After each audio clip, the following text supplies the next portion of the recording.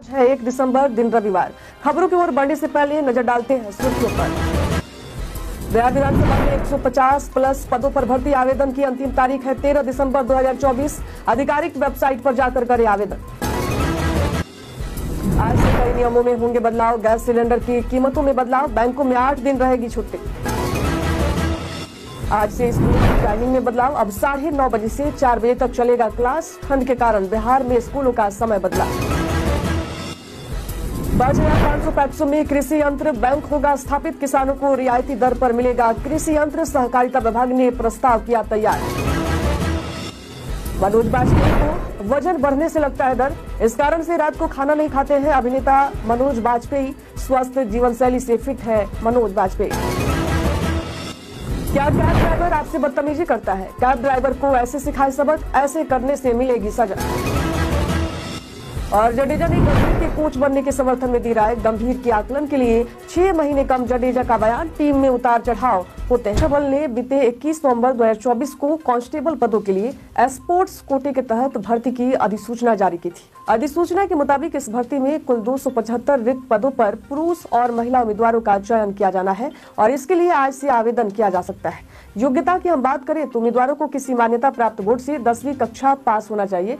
इसके अलावा उन्हें विभिन्न खेलों में राष्ट्रीय और अंतर्राष्ट्रीय स्तर पर भागीदारी का अनुभव भी होना चाहिए। न्यूनतम उम्र 18 वर्ष और अधिकतम उम्र जो है 23 वर्ष होनी चाहिए। उम्र की गणना 1 जनवरी 2025 के आधार पर की जाएगी। वही आरक्षित वर्गों के लिए उम्र सीमा में छूट दी गई है। इच्छुक उम्मीदवार bsf.gov.in पर जाकर 1 दिसंबर 2024 यानी कि आज से 30 दिसंबर 2024 तक ऑनलाइन आवेदन कर सकते हैं। आज यानी 1 दिसंबर 2024 से कई महत्वपूर्ण नियमों में बदलाव होंगे जिसका असर उपभोक्ताओं की रोजमर्रा की जिंदगी पर पड़ेगा। गैस सिलेंडर की कीमतों में बदलाव हो सकता है जबकि ओटीपी धोखाधड़ी रोकने के लिए टेलीकॉम कंपनियों को ट्रेसेबिलिटी सुनिश्चित करनी होगी। क्रेडिट कार्ड नियमों में भी बदलाव होंगे जैसे यस बैंक फ्लाइट और होटल रिवार्ड पॉइंट सीमित करेगा और HDFC बैंक लाउंज एक्सेस के लिए तिमाही खर्च बढ़ाएगा।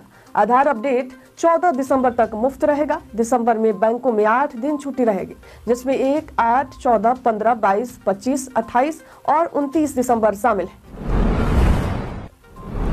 बिहारी बर्थडे में आज बात करेंगे बॉलीवुड के महान पार्श्व गायक बिहार के सुपौल जिले के निवासी उदित नारायण की, जिनका जन्म 1 दिसंबर 1955 को हुआ था। 1980 के दशक में प्लेबैक सिंगिंग से अपने करियर की शुरुआत करने वाली उदित नारायण ने हिंदी, भोजपुरी, मैथिली, तमिल, तेलुगु, मलयालम और कई अन्य भाषाओं में अपनी आवाज का जादू बिखेरा है। उनके हिट गानों में पापा कहते हैं, बड़ा नाम करेगा, मेहंदी लगा के रखना, परदेसी परदेसी और चांद छुपा बादल में शामिल है। 4 बार राष्ट्रीय फिल्म पुरस्कार और 5 बार फिल्म फेयर पुरस्कार से नवाजे जा चुके हैं। उदित नारायण को 2009 में पद्मश्री और 2016 में पद्म भूषण जैसे प्रतिष्ठित सम्मान से नवाजा गया है। अगर आपने वर्ष 2022-24 में इंटरमीडिएट परीक्षा पास की है और आप अविवाहित हैं तो आपको मुख्यमंत्री कन्या उत्थान योजना के तहत 25,000 की प्रोत्साहन राशि प्राप्त करने का मौका मिल रहा है। इस योजना के तहत बिहार राज्य सरकार अविवाहित लड़कियों को उनकी शिक्षा को बढ़ावा देने के लिए वित्तीय सहायता प्रदान कर रही है। आवेदन की अंतिम तिथि 20 दिसंबर 2024 है। हमारी स्क्रीन पर दिखाए गए इस वेबसाइट पर जाकर आवेदन किया जा सकता है। किसी तरह की तकनीकी सहायता के लिए हमारी स्क्रीन पर दिखाए गए ये दोनों नंबरों पर कॉल कर सकते हैं। इसके अलावा हमारी स्क्रीन पर दिखाए गए इस ईमेल आईडी पर जाकर हेल्प ले सकते हैं। आज से बिहार के सरकारी स्कूलों में सुबह 9:30 बजे से लेकर शाम 4 बजे तक कक्षाएं जो है आयोजित की जाएंगी। शिक्षा विभाग ने इसे लेकर पहले ही अधिसूचना जारी कर दी है। ये नया समय सारणी 21 नवंबर को जारी किया गया था और आज से लागू हो जाएगा। नई समय सारणी के अनुसार सुबह 9:30 बजे से 10 बजे तक प्रार्थना, बच्चों का गेटअप, पोशाक, बाल और नाखून की जांच होगी। इसके बाद सुबह 10 बजे से लेकर 4 बजे तक 8 पीरियड होंगे जिनमें कक्षाएं लगेंगे। लंच ब्रेक 12 बजे से लेकर 12:40 तक होगा और स्कूल के 8वीं घंटी 3:20 से लेकर 4 बजे तक चलेगी जिसके बाद स्कूल की छुट्टी होगी। बिहार विधानसभा में सिक्योरिटी गार्ड सहित 150 से ज्यादा पदों पर भर्ती निकली है। आवेदन की प्रक्रिया बीते 29 नवंबर से शुरू है और आवेदन की अंतिम तारीख है 13 दिसंबर 2024। इस भर्ती में उम्मीदवारों के लिए मान्यता प्राप्त बोर्ड से 10वीं 12वीं पास होना जरूरी है। ड्राइवर के पद के लिए LMB HMB ड्राइविंग लाइसेंस की आवश्यकता होगी जबकि डाटा एंट्री ऑपरेटर के लिए टाइपिंग स्पीड भी जरूरी है। आयु सीमा की अगर हम बात करें तो सामान्य उम्मीदवारों के लिए न्यूनतम उम्र 18 वर्ष है और अधिकतम उम्र जो है 25 साल है। जो 1 जनवरी 2024 के आधार पर तय की जाएगी।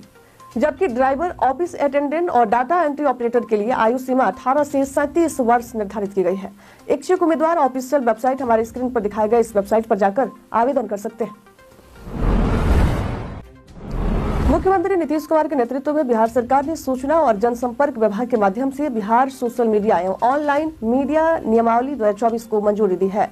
इस नई नियमावली के तहत social media influencer, web media और मोबाइल ऐप संचालकों को विज्ञापन प्रसारण के लिए एक सूचीबद्धता प्रक्रिया के माध्यम से अनुमति मिलेगी। इसके लिए वेबसाइट पर न्यूनतम 50,000 यूनिक यूजर्स और 1 लाख से ऊपर Facebook, YouTube, Instagram, Twitter followers वाले व्यक्तियों या कंपनियों को सरकारी विज्ञापन प्रसारित करने की अनुमति मिलेगी।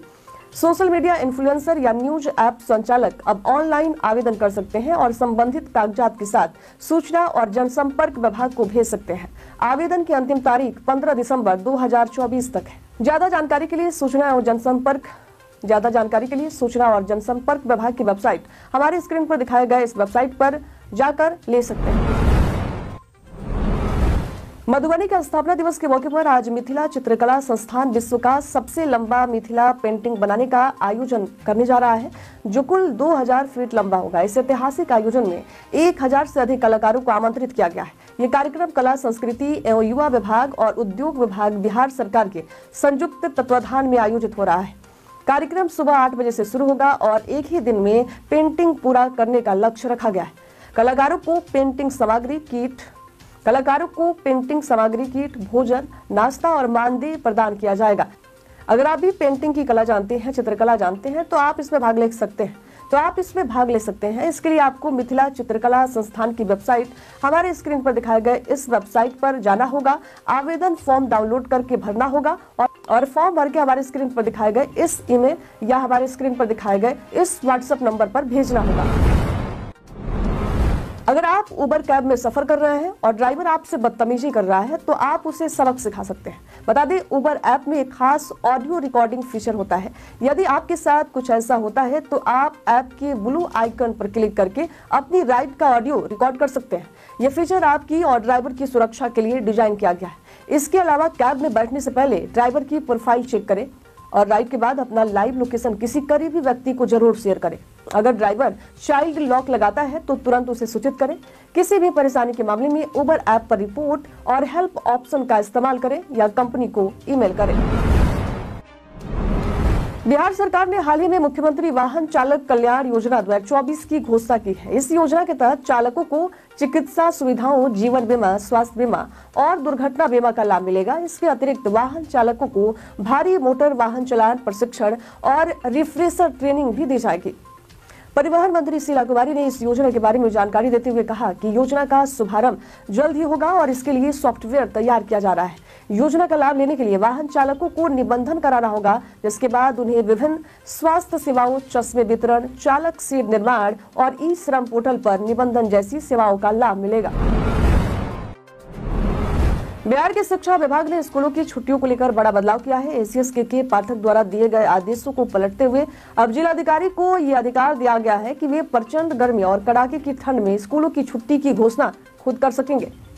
पहले के आदेश के तहत के पाठक ने गर्मी और ठंड में भी स्कूल खोलने का निर्देश दिया था, जिससे शिक्षकों और बच्चों को काफी परेशानी का सामना करना पड़ा था। अब शिक्षा विभाग ने ठंड में स्कूलों को बंद करने का निर्णय लिया है और इस बार जिलाधिकारी अपने स्तर पर तापमान के आधार पर छुट्टियों का ऐलान करेंगे। बिहार सरकार किसानों की मदद के लिए एक और महत्वपूर्ण कदम उठा रही है। राज्य सरकार ने जून तक 5500 पैक्सों में कृषि यंत्र बैंक स्थापित करने की योजना बनाई है। सहकारिता विभाग ने इसके लिए प्रस्ताव तैयार कर लिया है, जिसे मंत्रिमंडल से स्वीकृति मिलनी बाकी है। इस योजना का उद्देश्य किसानों को रियायती दर पर आधुनिक कृषि यंत्र उपलब्ध कराना है। अब तक मुख्यमंत्री हरित कृषि संयंत्र योजना के तहत 2978 पैक्सों में 15,497 कृषि यंत्र स्थापित हो चुके हैं, जिन पर 341.46 करोड़ रुपए खर्च हो चुके हैं। इस योजना का मुख्य उद्देश्य लघु और सीमांत किसानों को आधुनिक कृषि उपकरणों का लाभ प्रदान करना है। केंद्रीय गृह मंत्रालय द्वारा 2024 में जारी की गई रैंकिंग में पटना का राजीव नगर थाना देश के 7वें सर्वश्रेष्ठ थाने के रूप में चुना गया है। ये थाना बिहार का नंबर 1 थाना भी बना है। केंद्रीय टीम ने 1.5 महीने पहले पटना में थानों का निरीक्षण किया था, जिसमें 150 से अधिक मापदंडों के आधार पर थानों का सर्वे किया गया। इन मापदंडों में पुलिसकर्मियों का व्यवहार, सुविधाएं, सुरक्षा, सीसीटीवी कैमरे और महिला हेल्प डेस्क जैसी व्यवस्थाओं का विशेष ध्यान रखा गया। इस रैंकिंग का उद्देश्य पुलिस थानों की प्रदर्शन को मान्यता देना और सुधार के लिए प्रेरित करना है।